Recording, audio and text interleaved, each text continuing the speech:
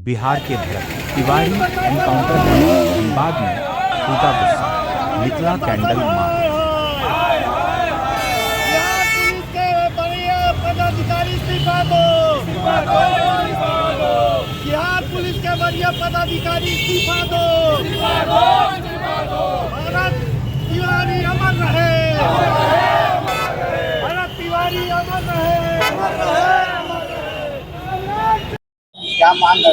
आज हम लोग मटकुरिया चेक पोस्ट से बैंक मोड़ चौक तक कैंडल मार्च निकाले, जिसमें समाज के सभी लोग उपस्थित हुए हैं।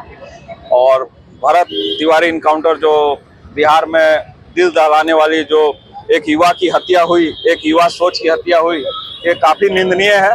क्योंकि युवा अपने क्षेत्र में विकास के लिए दिन रात सोचता है, मेहनत करता है और अधिकारियों के खिलाफ लड़ता है और उसे साजिश की तरह हत्या कर दी जाती है। ये हमारे देश में इस तरह से युवा की हत्या हो तो हमारा देश भी सुरक्षित नहीं रहेगा, क्योंकि हमारा युवा ही जो है जो हमारे देश का राष्ट्र शक्ति है। और युवा सोच हम लोग यही मांग कर रहे हैं कि उसके परिवार को न्याय मिले और इस तरह से कानून व्यवस्था जिस तरह से माफियागिरी कर रहा है, जिस तरह से एक दूसरे को धमकाने इनकाउंटर करने का कार्य कर रहा है, जो कि आपराधिक इतिहास में भी नहीं थे भरत भूषण तिवारी जी, और हम लोग के युवाओं के दिल में है।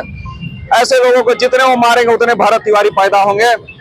प्रशासन अपने कमर कस रहे, हम युवा भी कमर कस के तैयार हैं। पूरे भारत देश में भरत तिवारी अमर रहे। आज धनबाद शहर के सभी युवा, बुद्धिजीवी, किसान, मजदूर सभी लोग भरत तिवारी के इनकाउंटर, जो फेक इनकाउंटर है, उसका हत्या किया गया है, उसके विरुद्ध में सही श्रद्धांजलि देने के लिए हम लोग सैकड़ों की संख्या में मटकुरिया से चलकर, पैदल चलकर हम लोग कैंडल मार्च करके सरकार के विरोध में, व्यवस्था के विरोध में, और जो खुलेआम हम लोग देख रहे हैं कि पुलिस के द्वारा भरत तिवारी को गोली मार करके हत्या कर दिया गया। और उन्होंने ये एक इंगित किया है कि पूरे देश में, समाज में, उस जिला में वहाँ के पदाधिकारियों द्वारा, प्रशासन के द्वारा किस तरह से भ्रष्टाचार और अपने जो बात उन लोग कहते हैं, चाहे वो नेता हो, संस्था के कोई भी व्यक्ति हो, जो भी बात बोलते हैं उसको क्रियान्वयन नहीं करते हैं और उन लोगों को उठा करके एक टापू के जगह में रख दिया था। ऐसे समय में वह किसी राजनीतिक दल का व्यक्ति नहीं था, वो एक समाज का व्यक्ति था और वह भरत नहीं, पूरे भारत के नौजवानों का एक आवाज था। जिस तरह से शहीद भगत सिंह, शहीद चंद्रशेखर आजाद सहित कई नेताओं ने अपने प्राणों की कुर्बानी सिर्फ जाति, धर्म और किसी खास लोगों के लिए नहीं दिया, बल्कि समाज में जो व्याप्त व्यथा था, जो देश को आजाद करने के लिए किया। ये देश के आजादी के बाद ये पहला युवक था भरत तिवारी के नाम से, जिन्होंने एक चुनौती दिया है, सरकार को चुनौती दिया है, नेताओं को चुनौती दिया है, वहाँ के जिला प्रशासन के लोगों को चुनौती दिया है कि आपको जिस काम के लिए शपथ लेकर के सुरक्षा का, व्यवस्था का काम करते हैं, लोगों को न्याय दिलाने का काम करते हैं, अधिकार का काम करना चाहिए। आप अधिकार का काम वो करने के लिए आवाज उठाने वाले व्यक्ति को, जिन्होंने खुलेआम लोगों को बताया कि हम लोग अन्याय के विरुद्ध में आए हैं, समाज के हित के रक्षा के विरुद्ध में आए हैं, वहां पर व्याप्त भ्रष्टाचार के विरुद्ध में आए हैं, लोगों को तबाही जो था किसी भी तबके का, उन्होंने बताया कि दलित, हरिजन, ब्राह्मण, किसी भी जाति का कोई भी व्यक्ति था, वो मानवता का एक प्रतीक था।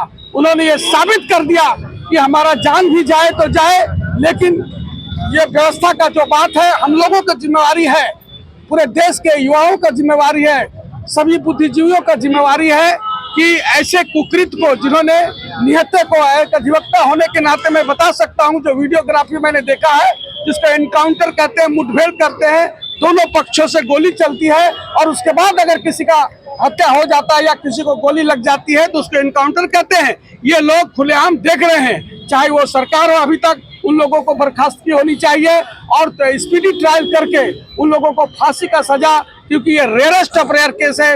ये खुलेआम दिखाया जा रहा है कि एक वो अपराधी नहीं था, जिन्होंने सरेंडर करके उनके पास गया था, इस शर्त पर गया था कि चलो तुम्हारी सभी मांगे को मांग ली जाएगी, और वो मांगे थी कि वहाँ का रोड, सड़क, बिजली और आम जनता का जो तकलीफ था उसका निवारण का उन्होंने घोषणा किया था, और तब उन्होंने अपना पिस्टल को फेंक दिया था।